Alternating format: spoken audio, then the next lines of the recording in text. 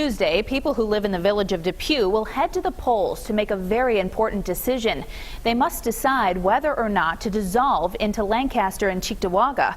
Supporters of the move say it would save taxpayers money, but more than 170 jobs could be on the line.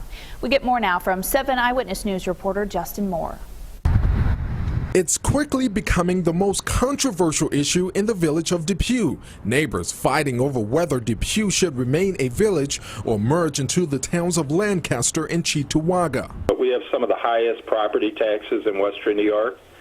Our growth is generally stagnant. Our infrastructure and our buildings, they're continuing to age. Irv Reinig is leading a push for the village to merge. He says it would cut taxes and pull the village out of debt. We think that by dissolving Depew, we'll actually have a brighter future than we will by staying as a village. But those who are saying no to the merger, like longtime village resident Mary Kerr, say they are concerned about how it could affect services like fire, police, and snow removal.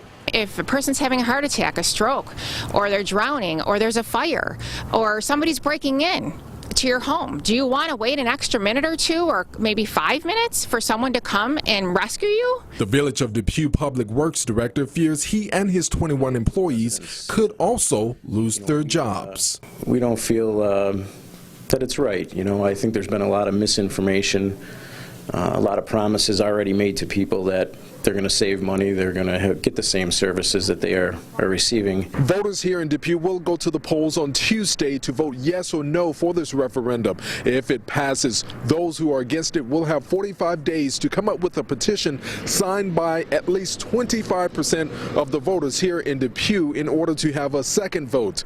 But the village administrator told me that second vote is not necessarily guaranteed.